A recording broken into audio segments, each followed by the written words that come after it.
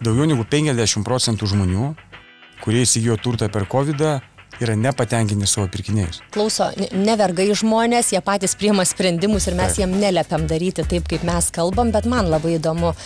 Žmonės sakytų, kad mano projektai yra kaip Rolls Royce. Nu gerai, bent jau kaip Bentleys. Nėra to, neturi žmonės tokių ambicijų, sako. Jiem užtenka, jiem nesvarbu, kad tavo projektas kaip Volkswagenas. Jūsų požiūrių žvėrynas. Ne ta vieta, kur aš norėčiau gyventi ir ne ta vieta, kur norėčiau investuoti. Kur lietuviai ir kur jūsų nuomonė yra gera investicija, o kur žmonės prašaus? 70 turbūt minimum procentų, gal 70-80% lietuvių, kurie išvežinėja pinigus arba ieško antro būsto ne Lietuvoje šiuo metu, tai yra Ispanija.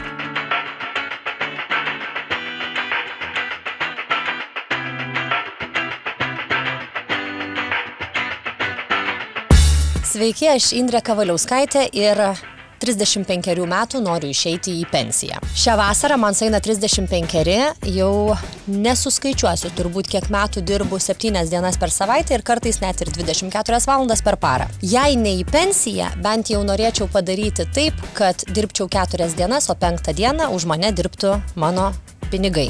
Kaip tą padaryti, pabandysiu išsiaiškinti naujoje tinklalaidėje 35 į pensiją. Čia kalbėsim apie įvairiausias investicijas, ką daryti, ko nedaryti, ko saugotis, kur gerai, kur blogai. Ir tikiu, kad kartu su manim atrasim geriausius variantus. Su manim verslininkas įmonės Baltic Sotheby's International Realty direktorius, 7 vaikų tėtis, turintis kelis verslus ir dirbantis kartu su savo žmona Marius Bružas. Teisingai pristačiau. Taip. Nekilnojamas turtas, man atrodo, tokia yra aiškiausia investicijos forma, kur visiems aišku. Gali paliest, matyt, žinot ir įvertint vertę. Apie tai pakalbėsim gal dar ir truputį vėliau. Man įdomu, kas jūs atvedė į tų ypatingų būstų sferą. Tai nekilnojamo turtų visą laiką domėjausi, o būtent į prabangaus turto sferą tai atvedė galimybės. 2012 metais atsirado galimybė įsigyti franšizę Lietuvai su partneriais, kadangi buvo pokrizinis laikotarpis, visi labai bijojo investuoti, dažniausiai geriausios investicijos yra tada, kada niekas nenori to daryti. Aišku, žingsnis buvo rizikingas, rinka buvo nesusiformavusi, dalinai mums pavyko ją formuoti per tuos, šiuo metu 11 metų esam Lietuvoje, tai 12 metai eina, tai kaip visą laiką, reikiamų laikų, reikiamų vietoj. Ir kaip keitėsi? Ar iškart viskas ėmė sektis? Ar buvo laiko, kada norėjosi viską mesti ir uždaryti? Tai mesti ir uždaryti niekada nekilo minties, nors iššūkių buvo tikrai labai daug, reikalavo ir laiko, ir pinigų investicijų. Kodėl nekilo tokios minties? Todėl, kad tai yra geras dalykas ir tarptautinis prekinis ženklas. Prabangaus nekilnojamo turto, kur daug dešimtmečių yra visame pasaulyje. Turbūt žymiausias pasaulyje. Pažymiausias, taip. Ir kilęs iš aukciono namų, tai yra didžiulė istorija.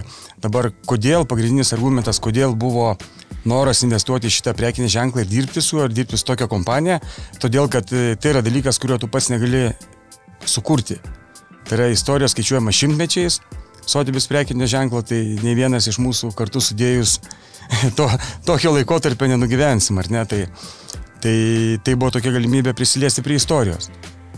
O dar ta istorija labai graži, prabangi, plus visas pasaulis yra mūsų partneriai. Tai. O kiek to prabangaus ypatingo nekilnojamo turto turim dabar Lietuvoje? Kaip ir visą mūsų nekilnojamo turto istoriją, tai turim labai didžiulį trūkumą nekilnojamo turto. Jeigu pasižiūrėtume, jau lygtai turėjom gerą tendenciją iki COVID-o, jau lygtai pradėjo gerų projektų keletą statyti, jau žmonės pradėjo suprasti, kaip ką daryti, kaip ką remontuoti, tada atėjo COVID-as, tada aišku atėjo karas ir lygiagrečiai dar turėjom daugybę iššūkių pagrindė sostiniai su dokumentais, su savivaldybė. Šiuo metu, kaip žinom, lygiai taip pat keičiasi žemėtvarka, jungiasi su savivaldybė ir ten yra tam tikrų pokyčių, kur visi šitie dalykai stabdo naują statybą. Jeigu stabdo naują statybą, stabdo vystymasi lygiai taip pat visuose segmentuose, tame tarpe ir nekilnojamo turto prabangaus, apie ką mes kalbam. Tai. Bet per COVID nebuvo tokio bumo antram būstui. Nes tarsi, kai viskas užsidarė, man atrodo, kad aplinkui vien girdėjau, visi nori sodybų, prie jūros būtų, ten prie jūros statosi iki šios dienos, ten vis kyla nauji projektai ir visi nori antro būsto, nežinau ar savo, ar investicijai labiau. Taip, tai labai teisingai paminėjot, prisiminus COVID-ą, kai dar buvo draudžiama važiuoti tarp savivaldybių, tai vienintelis šansas žmonėms buvo judėti, turėti būstą kitoj vietoj ir turėti kaip nuosavybę. Tai bumas buvo didžiulis per COVID-ą, bet tai reiškia, kad vystytojai visi, aš sakau, vystytojai labai dažnai yra kaip buhalterija, žiūri, kas buvo praeitie, o vystytojas turėtų būti kaip finansistas. Žiūrėti, kas bus ateityje. Tai visi vadovaujasi 2-3 metų senumo istorijom, 2-3 metų senumo lūkesčiais, ar ne, ir dabar pagal tai stato, pagal tai projektuoja ir taip toliau. Tai COVID'as buvo, bumas buvo, jisai praėjo. Aš manau, kad sekančio tokio bumo lauksim 10 arba dar daugiau metų Lietuvoje. Lietuvoje, nežinau kaip keičiasi tie skaičiai. Aš žinau, bet čia turbūt bus kelių metų skaičiai, kad apie 80% lietuvių investuoja ir turim 20% iš užsienio perkančių Lietuvoje nekilnojamą turtą. Ką jie čia perka? Kai mes skaičiuojam statistiką 80-20, tai ne tik perka ir ne tik apie pirkimą kalbam, bet ir apie nuomą.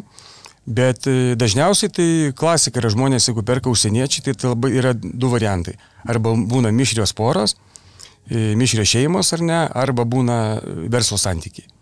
Verslo santykiai labai išimtiniais atvejais kokie nors ilgalaikiai diplomatai. Tai nebūna Lietuvoje, neteko matyti nei vieno kažkokio atsitiktinio pirkėjo, kad investuotų vien dėl to, kad nenori čia gyventi, o tiesiog nori turėti kaip investiciją, tokio neteko susidurti. O lietuviai užsienyje, kur perka, kur dabartinės didžiausios tendencijos, labai čia vis tiek populiaru Balis, ką aš girdžiu, Ispanija, Balis, Tailandas, Dubajus dabar atrodo trendina. Taip. Kur lietuviai ir kur jūsų nuomonė yra gera investicija, o kur žmonės prašaus? Tai pradėkime nuo to, kur investuoja, tai manau 70 turbūt minimum procentų, gal 70-80% lietuvių, kurie išvežinėja pinigus arba ieško antro būsto ne Lietuvoje šiuo metu, tai yra Ispanija. Tai... Kurie regionai populiariausi? Arba aplink Marbėją, arba aplink Valenciją. Kurį jūs rinktumėtės?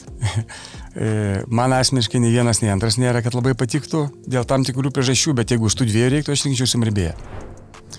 Kodėl nepatinka Marbėja, labai prasti paplūdimiai yra. Labai prasti paplūdimiai ir jeigu pasižiūrėti Marbėjos, kur žmonės kūrėsi, tai faktiškai tie, kas supranta, ten apsižiūrėję, niekas nesikūrė palei jūrą, tam vadinam Golden Mile yra, ten turtas yra labai brangus, labai apkrautas turistais ir su labai prastais paplūdimiais. O kaip kyla, jeigu, sakykime, ir žmonės, kurie mūsų klauso šiandien, galvoja apie tai kaip apie investiciją, kad ne savo ir galbūt kartais norėsiu nuvažiuoti, bet labiau, kad pasidėčiau savo pinigus, kuriuos užsidirbau ir kad jie man neštų kažkokią naudą, o jeigu man prireiks, aš parduosiu ir parduosiu brangiau. Kuriuose šalyse ta tendencija mažiau rizikinga? Tai aš manau tikrai ne Ispanija šiuo metu ir ne Dubajus. Nes Dubajų kainos per paskutinius kelis metus yra labai stipriai sukilę. Ispanijoje, kaip ir jūs minėjot, kaip ir aš sakiau, reiškia, kad visi perka, žiūri ir ne tik lietuviai, ir iš kitų šalių. Tai pirkti reikia tada, kada parduoda, o ne tada, kada visi perka. Tai kainos Ispanijoje lygiai taip pat dabar kyla į viršų. Tai negaliu aš nukreipti labai konkrečiai, sakykime, bet nebūtų gal etiška sakyti, kur žmonėm investuoti, bet Ispanijoje, jeigu žmogus perka šiandien dieną, tai aš sakyčiau, ne tam, kad, kaip minėjot, pasidėti pinigus, bet jeigu žmogus gali praleisti pakankamai ilgą laiko tarpą, sakykime, 4, 5, 6 mėnesius per metus, tada tikrai verta investuoti. Tai čia turbūt atskiriam tos žmonės, tie, kurie savo pinigus pasideda savo geram gyvenimui ir negalvoja kaip apie uždarbį kažkokį, tai tada jiems iš vis ir Dubajai, ir Monakas tinka už 40 000 už kvadratą. Taip. Bet jeigu nori uždirbti, kuriais metais tada dar apsimokėjo Ispanija? Kas dabar yra tie laimingiausiai, kurie nusipirko prieš kiek metų? Tai be abejonės, kad prieš COVID-ą, tai kokie, manyčiau, 4-5 metai atgal dar labiau apsimokėjo po 2008-2020 krizės.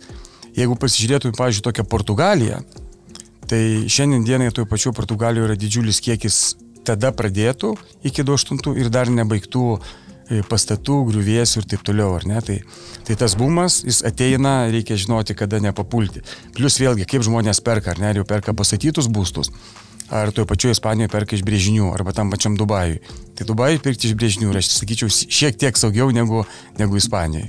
O tai Portugalija galima sakyti, kad yra dabar visai dar nebloga vieta antram būstui? Visą laiką buvo nebloga vieta. Jeigu žmonėm tinka pati Portugalija, tai... Bet kaip investicija ne. Suprantat, jeigu šiandien dienai kalbėti apie nekilnojamą turtą kaip investiciją, kurios tu neplanuoji naudoti pats, tiesiog pasidėti pinigus, tai nemanau, kad yra geriausias dalykas dėl keleto dalykų, nes pinigų kaina, imkim paskutinius metus, pusantrų, yra labai labai didelė. Ir saugių alternatyvių šaltinių pasidėti pinigus ir likvidžiau yra pakankamai nemažai. Priminsiu dar vieną svarbų faktą, kad toj pačioj Ispanijoje sandorį dalyvaujant tiek perkant, tiek parduodant yra pakankamai brangu. Jeigu perki turtą, tai automatiškai turi skaičiuoti, kad tau tai kainuos papildomai 10%. Papildomai 10% kainuos pirkėjui įsigyti turtą. Tai jeigu įsigyja turtą, sakykime, 3 ar 500 tūkstančių, atitinkamai 10% solidi suma. Norit parduoti per trumpą laiką, kaip pavyzdys po metų, tai turi savo sakyti klausimą, ar tas turtas tikrai pabrangs 10% per tuos metus. O gal žinot ir apie išlaikymo maždaug, ar nežinau, kaip procentais laiko atžvilgiu, jeigu turi būstą Ispanijoje, Portugalijoje ir jį nuomoji, kaip pasiskaičiuoti žmogui, kiek iš tiesų jam tai kainuos? Tai labai, žinokit, priklauso nuo bendruomenės, nuo komplekso, bet įprastai administravimas gali kainuoti iki 30%. Tikėtis, kad administravimas kainuos mažiau negu 20% nerealu, tai 20-25 gali kartais kainuoti iki 30%. Klausimas, kas į tai įeina, kokias paslaugas jums teikia administratorius, kokią nuomą jūs užsiemate, ilgalaikę ir trumpalaikę.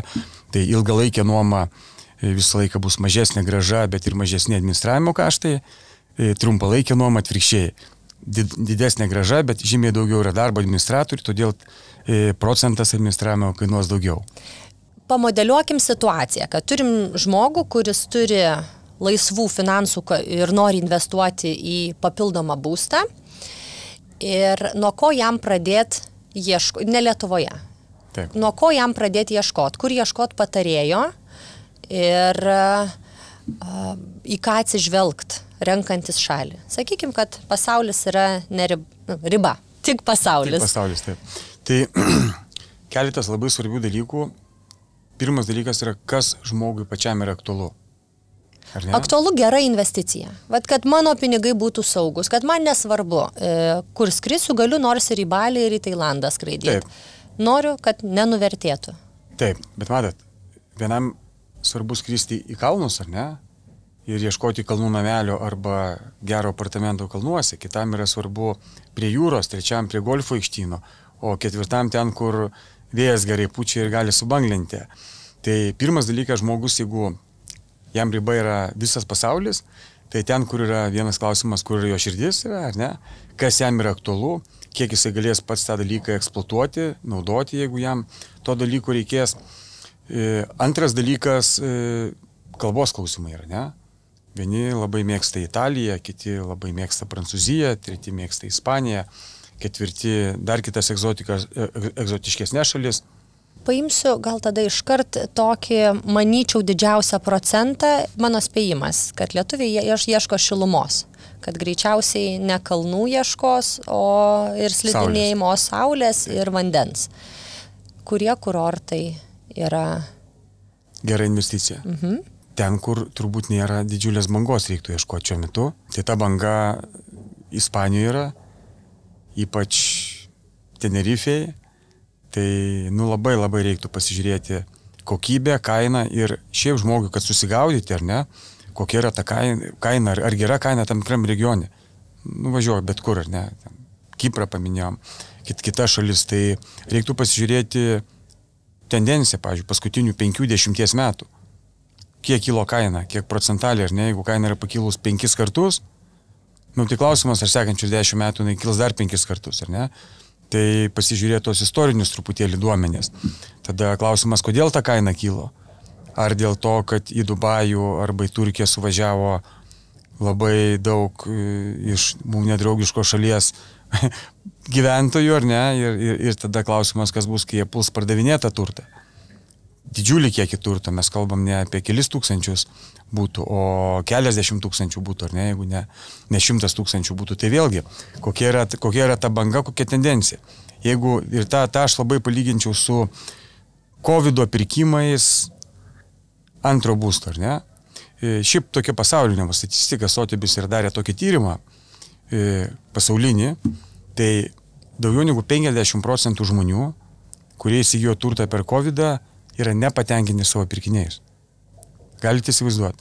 Daugiau negu 50% žmonių yra nepatenkinti savo pirkiniais. Kodėl taip yra? Todėl, kad buvo emociniai pirkimai. Jie bėgo nuo kažko, ar ne?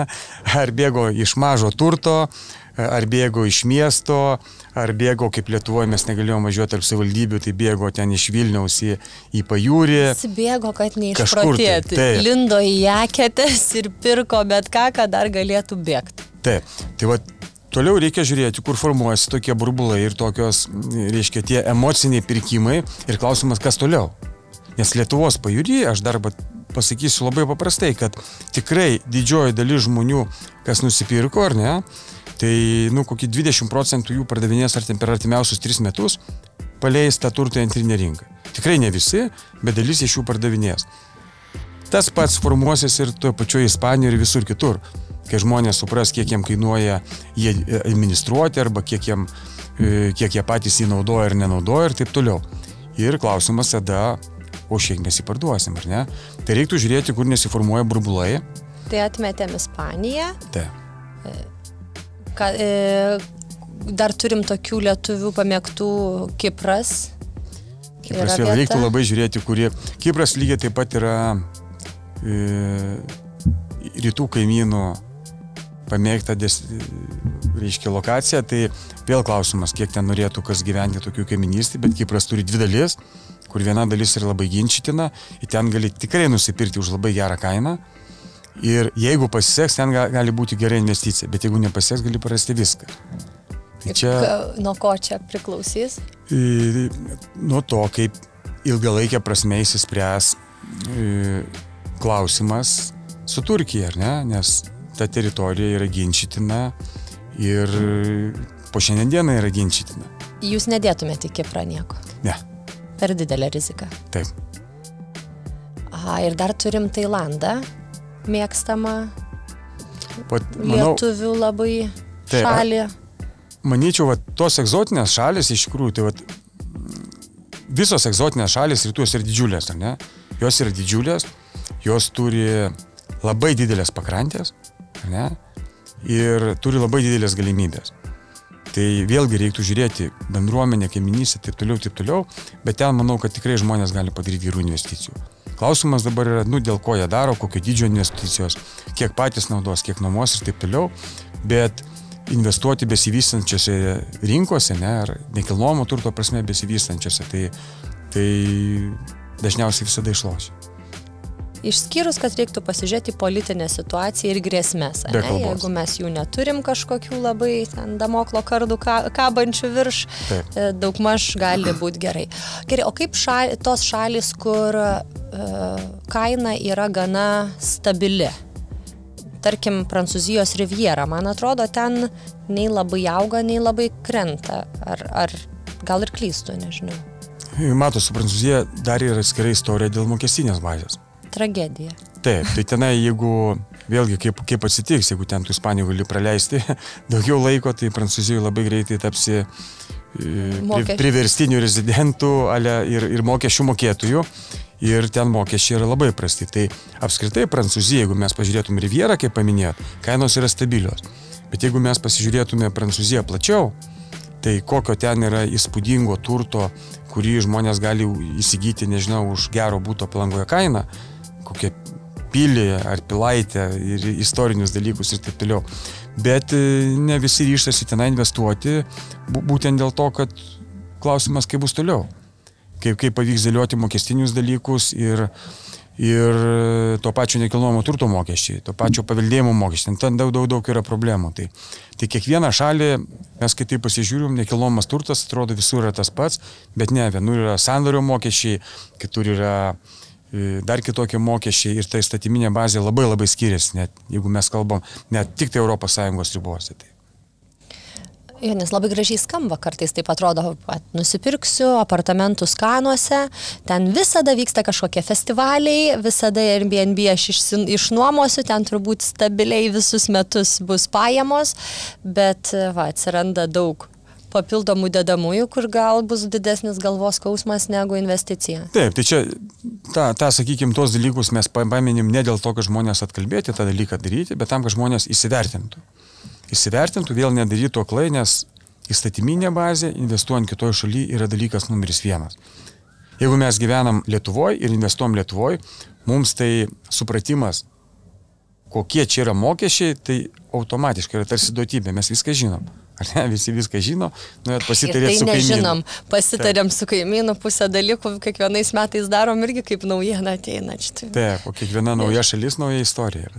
Aš nežinau, ar jūs ir žinosit, bet gal kiek pakalbėjom, Prancūzijos tragiška įstatyminė ir mokestinė bazė, kuri šalis turi paprasčiausią jūsų nuomonę, arba kiek girdėjęs būtumėt, kad labai paprasta su mokesčiais, bent jau toj vietoj bus ir aišku, ir ne kosminės kainos. Paprasta turbūt niekur nebus, nes užsienį investuojant, manau, kad teisininkų paslaugų visada visiems reikėtų. Ir geriausia yra vietinių teisininkų ir dar geriau turėti vietinį teisininką lietuvį. Tai čia tobuliausia, ar ne, jeigu kažkam tai pasiseka tokį, tai jums labai gerai viską išaiškins. Bet besivystančiose šalyse, ar tai būtų jūsų minėtas Tailandas, ar tai būtų Karibų kai kurie regionai visiškai priešingoje pusėje, ar ne, tai galima atrasti labai įdomių ir gerų variantų, kur jie bando pritraukti užsieniečius, ar ne. Tie patys Karibai, jeigu mes pasižiūrėtume, tai ten vystosi viskas ne taip, kaip pas mus ten vieno daugiabučių lygmenį. Ten vystosi 100 hektarų teritorijos yra.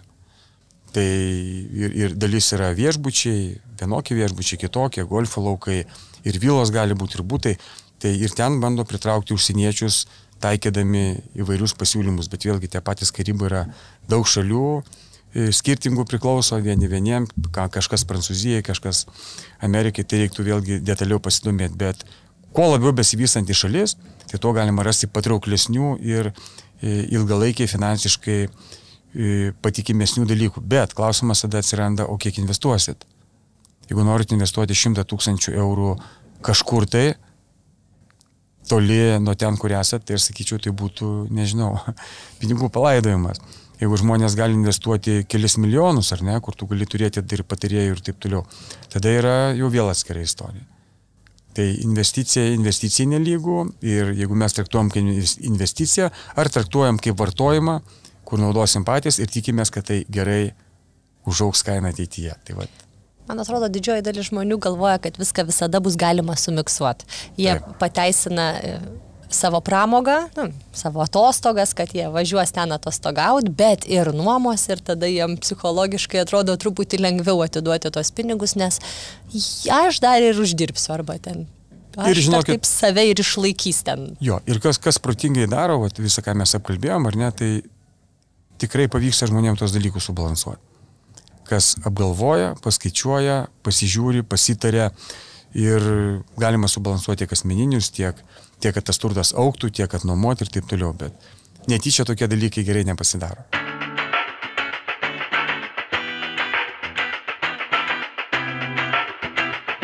Žmonės sakytų, kad mano projektai yra kaip Rolls Royce. Nu gerai, bent jau kaip Bentleys. Nėra tokių, neturi žmonės tokių ambicijų, sako. Jiem užtenka, jiem nesvarbu, kad tavo projektas kaip Volkswagenas. Jūsų požiūrių žvėrynas? Ne ta vieta, kur aš norėčiau gyventi ir ne ta vieta, kur norėčiau investuoti.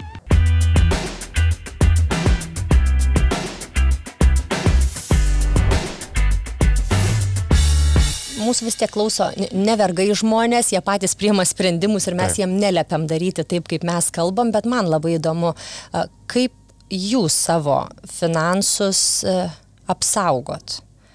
Nekilnojamų turtų ar kokiam nors dar papildomom formom? Tai kaip minėjau, nekilnojamų turtų domėjausi, nežinau, beveik visą gyvenimą galima sakyti, tai iš tikrųjų taip, nekilnojamas turtas yra svari mano investicijų portfelio dalis. Atrodo visiems, kad čia tokia iškiausia. Kai nori kažką daryti ir kažkur pasidėti, tai bent jau gali apčiuopti ir žinot. Taip. Pakalbėkim dabar apie Lietuvą ir gal net man Vilnius visai įdomu būtų, kaip atskirti rajonus, kur dažnai girdim, kad tai bus labai populiarus rajonas, kad čia dabar augantis, čia prabangus ir staiga labai greit pridedam prabangus. Kas iš tiesų yra prabangi gyvenvietė, o kas yra tik brangi gyvenvietė? Prabangi gyvenvietė. Dabar ar apie namus kalbam, ar apie... Galim apie konkrečius projektus. Tarkim, man atrodo, kad Bokšto skveras yra turbūt Vilniaus toks įspūdingiausias projektas, bet labai daug kas bando padaryti ir sako, kad čia bus panašu. Nežinau, į ką žiūrėt, galvojant apie tendencijas, jeigu mokam labai daug už kvadratą, į kokius, ir čia turbūt visiems miestam, ne tik mūsų sostiniai aktualu, į kokius objektus žiūrėt, nuo kur mes netoli turim būti, kad tas tavo būstas visada laikytų kainą. Tai matot, Lietuvoje, Vilniuje, kaip ir visur, yra tendencija labai paprasta, centrinė miesto dalis, jeigu jinai yra ne šalia stoties, tai yra brangiausiai. Tai pas mus yra brangiausiai kas aplink prezidentūrą, aplink Rotušės aikštę, aplink Katedros aikštę. Senamiestis yra ta dalis, kuri faktiškai nesiplės. Skaitant Vilniaus senamiestį, mes turim situaciją tokią, kad nauja statyba apskritai yra draudžiama. Galimas tik tai atstatymas arba rekonstrukcija. Tai jeigu mes automatiškai žiūrim į priekį ir matom, kad tai yra užprogramuotas pasiūlos trūkumas, tai reiškia, tai investicija yra saugi. Dabar klausimas, už kokią kainą. Už kokią kainą, nes žmonės vėlgi susiduria su įvairiais pasiūlymais, turi įvairių iliuzijų. Jeigu mes pasižiūrėtume istoriškai, ar ne, tai tą patį Švedijos pavyzdį, tai 30 bent jau metų yra tyrimas darytas, nekilnojamo turto nuolat kaina augo. Bet jeigu mes lygiai taip pat pasižiūrėtume pasaulio pavyzdžių, mes turim daug žmonių, kurie investavo nekilnojamo turtą ir bankrutavo. Tai reiškia, net nėra labai svarbu, kad tu investuoji nekilnojamą turtą ir net nelabai svarbu, į kokią lokaciją investuoji, svarbu, kokiom tu investuoji sąlygom, ar ne? Kokiom lėšom investuoji, kokiom kainom investuoji ir kokią iš to turi filosofiją. Ar nuomot, ar savo, ar rekonstruoti, parduoti ir taip toliau. Tai labai daug dedamųjų. Bet esminis dalykas, centrinė miesto dalis visur pasaulyje yra geriausios vietos. Jūsų požiūrių Žvėrynas, kokia jo perspektyva, visada buvo toks labai elitinis rajonas? Matot, Žvėrynas, čia tokia labai įdomi kuriozinė padėtis. Mes, kai atidarinėjom ofisą, atvažiavo mūsų regiono vadovas ir sako, parodykit mums prabangiausius rajonus. Tai vienas iš rajonų, kadangi Žvėrynas yra arti centro, mes parodėm senamiestį, parodėm centrą ir parodėm Žvėryną. Tai sako, žiūrėkit, jeigu atvažiuos užsieniečiai, tai į Žvėryną vežkit paskutiniai vietoj. Todėl, kad Vilniečiam ypatinga, ne, sakykime, iš kitų miestų atvažiavusiam iš Kauno, Žvėrynas neteikia kažkokių tai sentimentų. Todėl, kad tenai tokie architektūriniai ir kultūriniai sluoksniai yra ir susimaišymai, ne, nuo lauko tualetų, medinių daugiabučių apleistų iki ten milijoninių namų, kurių tarp kitko yra labai nedaug. Ten, sakykime, jeigu mes skaičiuotume milijoninių namų, tai gal 2 rankų pirštų pritrūktų, bet jeigu mūsų 2, tai užtektų 2 rankų pirštų, ne, kad suskaičiuot. Tai tų labai gero... Mažiau. Kaip sakot? Galvojau mažiau. Gal net mažiau. Reikia dar pasivažinėti. Gal kažką praleidau. Taip, plius Žvėrynas yra labai stipriai sugadintas su tarybinė architektūra, plius labai nemažai Žvėryne yra pastatyta po nepriklausomybės įvairių projektų, kurie jau dabar morališkai yra visapusiškai pasenę ir arba juos rekonstruoti reiktų, arba dar kažką tai su jais daryti. Tai mano nuomonė, man asmeniškai Žvėrynas ne ta vieta, kur aš norėčiau gyventi. ir ne ta vieta, kur norėčiau investuoti. Nematau jokių privalumų. Įskaitant tai, kad jis yra duobėjai, yra smogas, čia yra statistika, ką mes visi žinom. Tai man yra patrauklesnių vietų, užsieniečiai, kai žiūri, irgi yra panašios nuomonės, bet turi žvėrynas savo privalumų, ta prasme, kad tu galbūt gali turėti namą, kad ir nedidelį namą, kad ir ant labai mažo sklypo, ar ne, bet pakankamai arti centro. Ir dar, norėčiau gal Lietuvą palyginti su užsieniu ir kada ten nueisim. Tarkim, nežinau, turėsim namus bet kuriuose didžiosiuose pasaulio Europos miestuose, mes turim durininkus, turim konsieržus, ten įvairios infrastruktūros, ateini ir jautiesi tokiam, nežinau, filme. Taip. Kaip ten jie viduje įrengti, kitas klausimas, bet kada Lietuva ir apskritai ateis iki tokio lygio, kad mūsų pastatai irgi bus su durininkais. Tai, matai, čia mūsų, gal tokios, sakykime, istorijos problema. Mes savo istoriją iš tikrųjų kūrėm 30 metų. Ir pirminė priklausomybės metai buvo pakankamai sudėtingi šiaip, ar ne? Tai, ir tai atsispindi visose srityse. Nekilnojamas turtas, kadangi yra lėtesnės sritis, reikia gauti leidimą, pastatyti ir taip toliau, tai dar lėčiau vystysi. Jeigu mes kalbėtume apie kitas šalis, ar ne, apie kitus miestus, ten Paryžių ar Barceloną, ar dar kitus Europos didmiesčius, tai jų vystymasis yra šimtmečiais, ar ne, jie neturėjo sovietinio to tokio intarpo, kur ne tik sustabdė vystymasi, bet labai daug gerų pastatų sugadino, pavyzdžiui, Vilniaus mieste, ar ne. Tam pačiam senamiesty buvo padaryti iš labai gerų pastatų komunaliniai būstai, ar ne, iš daug bažnyčių padaryti sandėliai arba gamybinės patalpos. Tai mes turėjom tą laikotarpį, kuris ne tik tai sustabdė mūsų vystymasi, bet nutempė atgal gerokai ir dabar mes turim vytis. Ir tai yra ta priežastis, kodėl mes neturim tos infrastruktūros ir netgi to požiūrio, sakyčiau, kurį turi geriausių pasaulio projektui. Antras dalykas, kad jūs paminėjot Bokšto spa. Bokšto skverą, ar ne? Tai šiandien dienai vienintelis toksai projektas yra ne tik Vilniuje, bet Lietuvoje. Ir man ten svajonių namai. Taip. Ten ypač tie 3 butai, aš 2 aukštą ir 3 aukšto savininkus pažįstu ir juose esu daug kartų buvus ir visada galvoju, Dieve, gyvenant geriausiai Lietuvos vietoje. Taip, plius įspūdinga infrastruktūra, įspūdingas spa turi su visom paslaugom, įspūdingas restoranas yra, ar ne, tai lygiai taip pat papildomas erdvės, jeigu reikia susitikimo kambarius, renginius daryti, tu gali šaliai sunamuoti, kur koplyčia buvusi, labai gražiai patalpa yra. Tai gal jeigu žmonės dabar galvoja, kur investuoti, reiktų kažkaip taip ir ieškoti kažkokių senovinių pastatų, kurie dar nepastebėti ir kurie turi potencialo tapti tokiais kaip Bokšto skveras. Nežinau, kas... Galimai. Aš tai laukiu... Kaip pastebėti tą vietą, kur dar gali iššokti už gerą kainą ir po to išlipti turtingesnis? Svarbiausia nepirkti turbūt emociškai yra, ar ne? Bet aš laukiu to Vilniaus, to gerų pastatų ir gerų projektų tokio renesanso, kuris artimiausiam, sakykime, 5, gal 7 metų bus, kuris bus susijęs su ministerijų iškelimu į ministerijų miestelį, kur mes žinom. Tai čia bus didžiausia ir įspūdingiausia ir geriausia Vilniaus konversija. Ir tai yra projektas, kur Turto bankas tame tarpe dalyvavo, ar ne, kad ir dalyvauja ir dalyvaus, kur tai yra didžiulis žingsnis ministerijom, valdininkam, verslininkam, kurie važiuos į tas ministerijas ir visiems kitiem likę miestiečiam, kuriem bus atlaisvinti tie visi labai nemažai gražių pastatų, kuriuose gali įsikurti tai, apie ką mes kalbam.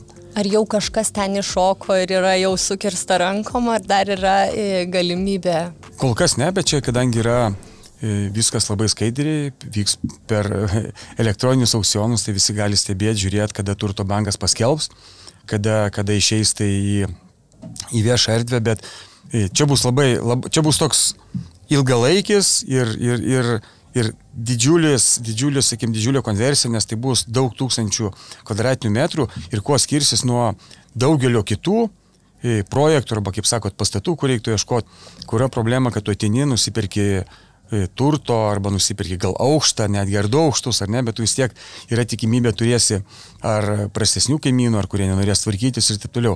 Tai čia bus parduodama pastatais. Tai, o kai parduodama pastatais, atsiras naujas savininkas, naujas vystytojas ir tada pateiks arba nuomai, arba pardavimui ir tokiu atveju tu gali tą infrastruktūrą dėlioti taip, kaip tau atrodo teisinga. Bet jau dabar man skamba viskas labai brangiai, nes galvoju vis tiek didžioji dalis pinigų yra toj 1% viršūnėliai ir bet kokiu atveju, kai pinigai nusileidžia, jie vėl greit grįžta atgal ir jie turi pirmą ranką, nes gali nusipirkti tos didelius pastatus savo. Ir turbūt šiuose pastatuose nebus tokios akimirkos, kai staiga dar nedidelė kaina, kuri po to auga. Čia bus brangu. Pigų tikrai nebus, manau. Tikrai neturėtų būti pigų, todėl kad jeigu kalbam apie istorinius pastatus, kurie skaičiuoja ten 100 ir daugiau metų, ar ne, nes yra ir tokių, toj nišoje, apie kurią mes kalbam, tai vien restauravimas jų yra labai brangus. Ten yra ir lipdinių, ir freskų, ir tyrimai reikalingi ir taip toliau. Tai tikėtis nupirkti labai gerą turtą labai pigiai yra neįmanoma. Tik svarbu žiūrėti, kad nepermokėti ir ar tai turi galimybę augti tos kainos ar ne. O su kuo jūs lyginat, kaip pats sprendžiat, ar žmogus permokėjo ar nepermokėjo? Ką tiesiog savo galvoj, kokius kriterijus?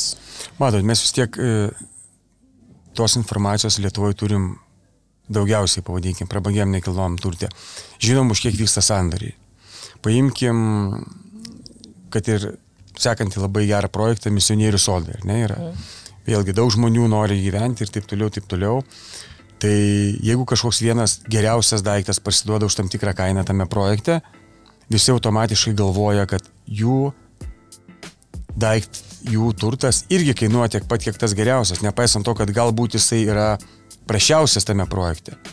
Bet dažnai taip galvoja, orientuojasi apie kaimyninius, išgirdę kaimininių projektų kainas, netgi turto savininkai, kurie yra galbūt apskritai kitoj pusėje gatvės arba dar toliau, ar ne? Tai žmonės vadovaujasi labai dažnai, ką noriu pasakyti, gandais. Gandais ir savo iliuzijomis. Tai labai svarbu, kad pirkėjai nesivadovautų tomis iliuzijomis, bet, kaip jūs sakėte apie tą 1%, ar ne, kurie taip labai aktyviai dalyvauja tam nekilnojamam turte, bet nepamirškim, kad kai mes kalbam apie turto vystymą ir projektų išvystymą, tai yra atskira verslo niša. Nesvarbu, kiek tu turi pinigų, ne visi, arba tiksliau pasakius, netgi nedaugelis turtingų žmonių dalyvauja pačiam vystyme. Taip, jie dalyvauja pirkime, taip, dalis jų dalyvauja netgi ir vystyme, ar ne? Bet čia yra labai sudėtingas procesas, turi suprasti nuo restauravimo, paveldosaugos ir nuo statybinių dalykų, nuo inžinierinių dalykų, kaip ką reikia padaryti, kad viskas gautųsi gerai. Gerai, dar apie truputį asmeniškesnius dalykus, jeigu galiu paklausti, 7 vaikai. Ir aš 2 vaikus turiu ir irgi taip man jau visko daug ir atrodo namai per maži, nors pakankamai dideli. Jūsų vaikai kiekvienas turi atskirą kambarį? Ne, neturi. Ir niekada neturėjo. Galvoju, kaip protingai sudėlioti ir kaip šeimom galvoti, koks būstas yra pakankamas. Tai matot, viskas priklauso nuo kiekvienos šeimos poreikių ir galimybių, bet turint 7 vaikus daryti 7 miegamųjų plus tėvų miegamasis, turbūt plus svečių daryti 10 miegamųjų turtą, tai būtų šiaip labai neracionalu, nes labai nedaug kam to reikia, vienas dalykas. Antras dalykas, kad vaikam gyventi su broliu arba sesė irgi yra geras dalykas, tai yra mokslas, tai yra atskiras gyvenimo universitetas. Išmoksta dalintis, išmoksta pyktis, išmoksta taikytis, tai labai gera mokykla. Aišku, jeigu jie yra susigrūdę, tenai būtų 5 vienam kambarį, tai labai nefainai, bet gyventi 2 vienam kambarį, tai tikrai nematau problemos. O kaip galvojat, kaip mokysit, arba kiek investuosit į savo vaikus? Ar jiem užaugus būstą planuosit jiem pirkti, ar tik apmokyti, ar vaikai apskritai dabar dalyvauja, nežinau kokio amžiaus vaikai, bet ar dalyvauja pokalbiuose, kiek kainuoja nekilnojamas turtas, nuo kada galima pradėti mokyti ir įvesti į tokią temą? Tai gal, matot, nekilnojamas turtas tai yra tik viena iš finansų sričių, ar ne? Tai vaikus įvedinėti į finansinius klausimus, manau, reikia labai anksti. Per dienpinigius, per maistpinigius, per galimybę susidirbti, darant mažiukus dalykus namuose ar netgi ne namuose. Tai, o paskui ateina laikas kalbėti apie tą patį nekilnojamą turtą. Tai ar planuoju pirkti vaikam nekilnojamą turtą, tai nemanau. Manau, jie turėtų įsigyti patys. Tikslas yra, kad vaikai gautų gerą išsilavinimą. Gerą išsilavinimą nuo pat darželio, mokykla, universitetai. Ir tada jau nereikės jiem galvoti, kad tėvai jiems padės įsigyti turtą. Kitas dalykas yra, kad jeigu vaikai gyvens su tokiu lūkesčiu, tai jie nuleis savo asmeninę kartelę. Savo asmeninę tobulėjimo kartelę, savo asmeninio judėjimo į priekį kartelę. Tai, manau, kiekvienas turėti savo keliu. O aišku, tėvai, jeigu bus kažkokia galimybė, bet dar kažkas visą laiką padės. O užsienį jūs turit kažkokio nekilnojamo turto? Šiuo metu ne. Neplanuojat? Matot, kai yra nemažai... Aš klausiu dėl to, kad aš tikrai nuoširdžiai nusižiūrinėju. Aš noriu kuo daugiau pakalbėti, kuo daugiau išgirsti, kad kažkaip pati galėčiau priimti sprendimus ir iš sėkmingų žmonių, iš mano akimis labai protingų ir savo srity geriausiai nusimanančių. Ačiū. Tai pasakysiu, kodėl mes šiuo metu neturim ir neplanuojam įsigyti. Dėl to, kad į nekilnojamą turtą žiūriu kaip į investiciją vienas dalykas ir tada klausimas, kas to daryti, ar ne? Tai jeigu turėtų užsienį, norėčiau turėti turtą, kurį galėtume naudoti su šeima, ar ne? Mes turim turtą pajūry, Lietuvos šiandien dienai ir tą jį naudojam pakankamai aktyviai. Kadangi turim nemažai vaikų ir vyriausiam yra 23 metai, jauniausiai 1 metai, tai labai gyvenimas yra surištas su vaikų mokslais, atostogom, būreliais ir taip toliau. Tai daug laiko praleisti užsienį būtų labai sudėtinga. Tai bet čia aš manau, kiekvienos šeimos, kaip sakiau, yra reikalas. Yra kas, žinau, praleidžia 3, 4, 5, net 6 mėnesius užsienį ir tai tikrai yra racionalu turėti tą turtą. Jeigu žiūrėti kaip į turtą, kaip investiciją užsienyje, nemanau, kad dabar būtų geras laikas tą daryti. Jeigu žiūrėti kaip alternatyvę gyvenamo vietą, tai klausimas vėlgi, o kur tai turėtų būti. Ar ne, jeigu atsižvelgiant į visą šiandieninę situaciją, tai galbūt turėtų būti kokia Australija, Naujoji Zelandija. Tai dabar ką daryti su turtu Australijoje, vėlgi nelabai žinočiau. Aš praėjusią savaitę tikrinau ir prieš mėnesį Naujojoje Zelandijoje, pas man parodyčiau kompiuterį atidarytą krūvą namų, nes irgi iš kažkur sugalvojau, kad reikia pažiūrėti, kiek namai kainuoja Naujojoje Zelandijoje. Labai stilingi, labai gražus, nesitikėjau, kad ten tokia gera infrastruktūra. O kodėl jūs galvojat, kad reikėtų žiūrėti Naujojoje Zelandijoje? Ne, aš čia tiesiog šaržuoju, jeigu žiūrint, atsižvelgiant į geopolitinę situaciją ir norint turėti gerą oro, ar ne? Aš taip panašiai ir žiūrėjau. Taip, tai yra pakankamai nutolęs regionas, bet jeigu žiūrėt, kaip čia buvo prasidėjo... Jau jeigu toli, tai važiuojam toli. O Ispanijoje mes nepamirškim, tame tarpe yra visa ekspatų problema, ar ne? Tengi turim Maroką labai arti tos pačios Marbėjos, ar ne, kur jeigu tu sėdi Marbėjoje, turi turtą ant kalnų, tu, kai yra geras oras, tu matai Maroką, kur žmonės su šitais plastikiniais buteliais apsirišę keliasi per Gibraltaro tą sąsiaurį, ne, kai nuslūksta, čia daug istorijų, daug žūsta, daug persikelia. Bet esmė, kad jeigu tu turi turtą, jo neprižiūri ir jį užima, tai tokioje Ispanijoje ir Portugalijoje užkausiai tai yra labai didelė problema. Galima sakyti, kad tu turtą praradai. Ten tada jau yra atskiros istorijos, atskiros agentūros, kurios dirba, bet tada tau atgauti tą turtą kainuos labai labai daug pinigų. Tai turėti turtą ir jo nenaudoti aktyviai, ar ne, savo šeimos poreikiam, arba aktyviai nuomoti, arba kažkas aktyviai, kad administruotų, kad turėtų geram kompleksą. Tai yra labai didelė rizika. Šiaip sutinku. Aš tai labai myliu Lietuvą, man gera Lietuvoje ir noriu...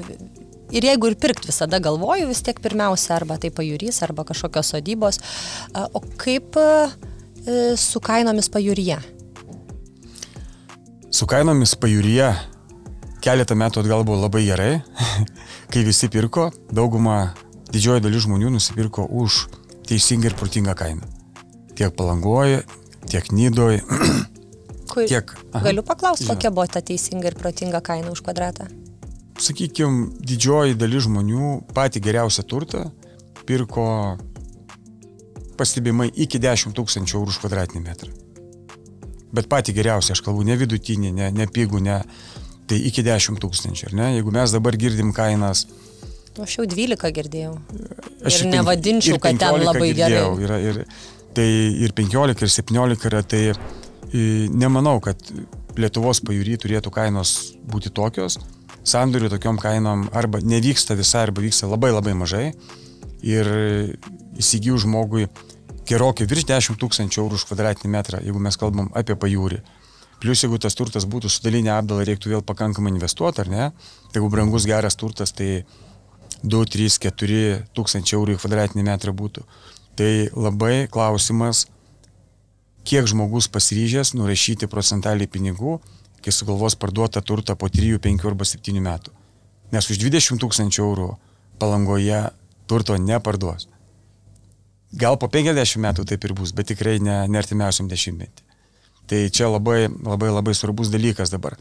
O kodėl taip atsitiko, kodėl žmonės turi tokių lūkesčių, ar ne, kad galbūt galima už tiek parduoti, tai vėlgi, kaip sakiau, investuotojai, vystytojai yra kaip buhalteriai.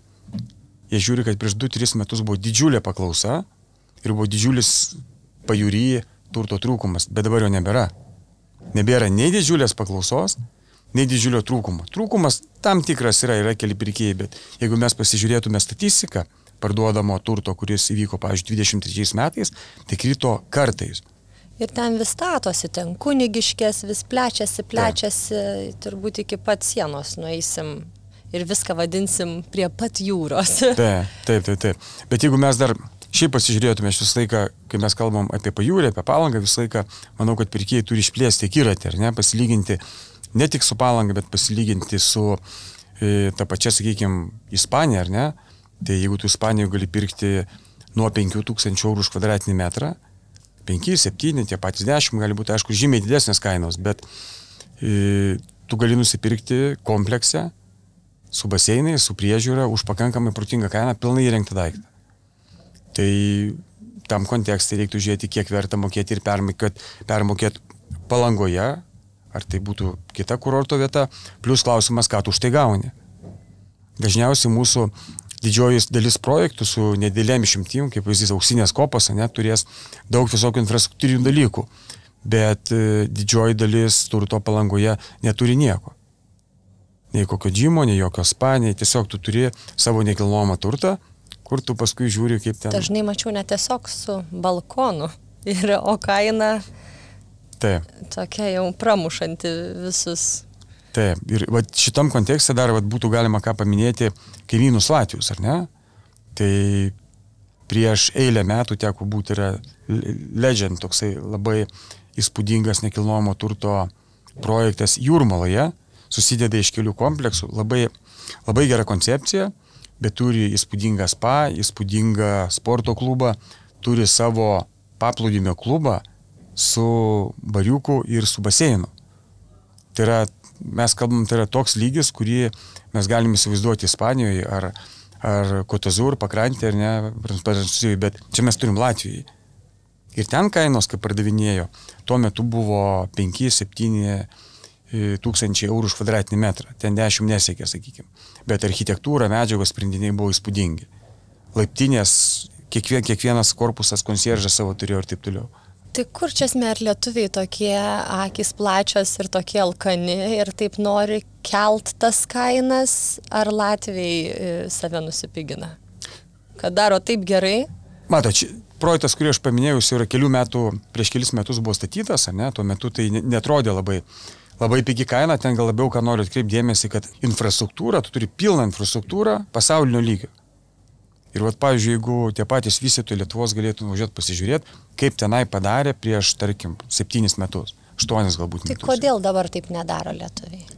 Iš taupumo. Vienas dalykas, iš supratimo trūkumo. Antras dalykas, trečias dalykas. Trūkumo ko? Žaliavų, trūkumo. Supratimo, kas yra geras daiktas. Šiaip mes pasižiūrėkim, jūs paminėjot Bokšto skverą, ar ne? Tai žmonės darė, sakykime, savo, ar ne? Žinom, kas darė tą projektą. Ir tai yra labai aukšto lygio supratimas, kaip turi atrodyti geri dalykai. Ir ten buvo daroma tik tai nuomai. Savo ir nuomai. Nieko žmonės nepardavinėjo. Tai yra ilgalaikis projektas, kur žmonės žiūri ne 5 metus, ne 10, galbūt žiūri 100 metų į priekį, ar ne? Galbūt yra kažkokia šeimos ar šeimos fondo investicija. Struktūros aš nežinau iki galo, bet tai žiūri taip. O jeigu vystytojas žiūri, kad parduoti čia ir dabar, pastatyti kuo pigiau, parduoti kuo brangiau, jisai nekuri netgi savo vizitinės kortelės. Nes vystytojas, apie kurį mes o aš kalbu Latvijoje toje pačioje, ar ne? Tai su kiekvienu projektu, kiekvienas jo projektas buvo geresnis. Ar tai būtų Jūrmala, ar tai būtų Ryga. Ir tai yra jo portfolio. Žmonės sugrįždavo pasipirkti, todėl kad žinodavo, kad jisai stato labai gerai. Žinodavo, kad jeigu jisai statys, tai nebus klausimo. Ten yra išdirbta būdavo viskas iki to, kad kai jau renka projekto pavadinimą, jau galvoja, o koks kvapas bus laiptinėje, kai tu įeisi. Ar ne? Kiek mes turim tokių pavyzdžių Lietuvoje? Nelabai daug, arba arti nulio. Tai gal to ir palinkėsim, ne? Vystytojam, arba žmonėm, kad atkreiptų dėmesį į tai, ką perka, ne vien, kad yra gera kaina, kad kažkur netoli centro, bet prastom medžiagom girdi, ką už sienos kaimynas veikia. Taip. Ir nuolat turi remontuoti. Šiaip mes, man atrodo, dabar visai nusimanom jau apie interjerą, tai interjerų žmonės kažkodėl nepagaili pinigų, jau ima ten. Pastatas prastas, bet kokį onikso, ką nors reikia susidėti. Tai kad truputį labiau galvotume nei trumpalaikės distancijas. Taip, ir kad vystytojai kurtų savo įvaizdį, savo ilgalaikį įvaizdį, ne? Tokių vystytojų mes neturim labai daug. Kuriems sakytų, man labai svarbu, kad žmonės sakytų, kad mano projektai yra kaip Rolls-Royce. Nu gerai, bent jau kaip Bentleys. Nėra tokio, neturi žmonės tokių ambicijų, sako. Jiem nesvarbu, kad tavo projektas kaip Volkswagenas. Kodėl čia fainai? Man, pavyzdžiui, nebūtų taip malonu. Bet sumokėt reikia kaip už Bentley kartais. Kartais ir taip. Tai va čia yra iššūkis ir galvos skausmas pirkėjui. Nepadaryti klaidų. Labai ačiū, kad atėjot. Labai įdomiai pakalbėjom. Labai smagu. Ir tikiuosi, kad ir klausytojai išgirdo ką nors naudingo. Ačiū Jums. Bet kokiu atveju, kad investuos ne iš emocijos, o paskaičiavę. Ir gerai apgalvoja. Gerai apgalvoja. Ir pasitarė su profesionalais. Visi turi patarėjų, tai būtinai tegu jais pasikliauja. Atėjus į Sotheby's visada galima pasitart. Visą laiką. Ir patarimai dažniausiai nieko nekainuoja. Manau, kad vis tiek žmonės ateina, turėdami omeny, kiek jie nori išleisti ir nori patarimo, ką kokybiškiausio galima nusipirkti. Taip. Ir geriau tarti su profesionalais, nes kai patys su draugais tarėmės, tai tas pats, kas gydome su Google. Taip. Labai geras palyginimas. Gerai, ačiū Jums. Dėkui. Ačiū Jums. Taigi pirmiausia, iš Jūsų noriu paprašyti share, like, subscribe mano YouTube kanalui. Ten kalbinsiu pačius turbūt žymiausius savo srities profesionalus, kurie kalbės apie įvairias investicijas.